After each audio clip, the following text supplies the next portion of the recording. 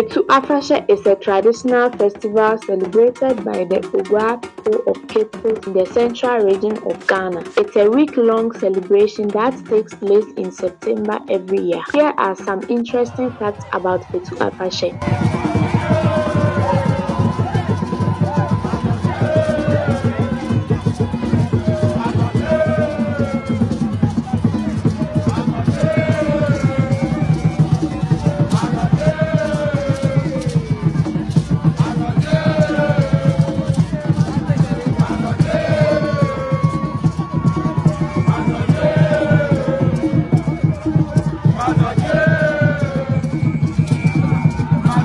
Fetu means wiping and Afahye means festival in the Fanti language. The festival is celebrated to purify and cleanses the town of evil spirits, wrongdoings and diseases. The highlight of the festival is the wiping ritual.